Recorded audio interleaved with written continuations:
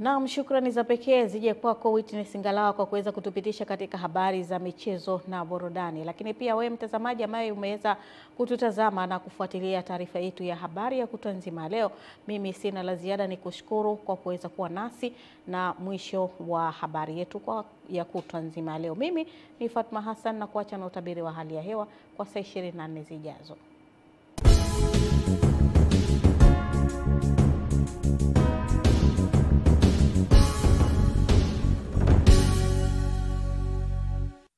Habari za wakati huu mpenzi mtazamaji, karibu katika utabiri wa hali ya hewa saa 24 zijazo kuanzia saa 3 usiku huu, kama unavyoletwa na mimi mchambuzi wako Amina Saleh.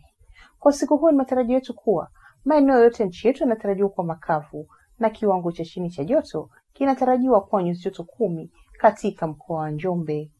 Na kwa siku ya kesho ni matarajio yetu kuwa upepo wa bahari utavuma kwa kasi ya kilomita 30 kwa saa kwa pwani yote, na hali ya bahari ni mawimbi makubwa kiasi.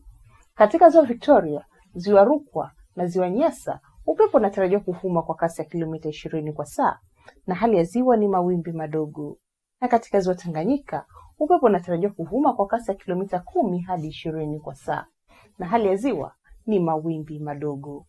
Baadhi ya maeneo yanayozunguka ziwa Victoria, hususan mikoa ya Kagera, Geita, Mwanza na Mara, kunatarajiwa kuwa na hali ya mawingu kiasi, mvua na ngurumo na vipindi vya jua katika maeneo machache.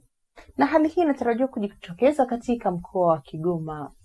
Maeneo ya ukanda wote wa pwani kunatarajiwa kuwa na hali ya mawingu kiasi, mvua nyepesi na vipindi vya jua katika maeneo machache.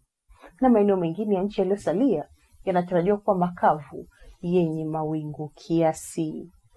Kutoka mamlaka ya hali ya hewa tunasema asante kwa kuwa nasi na tunatakieni usiku mwema.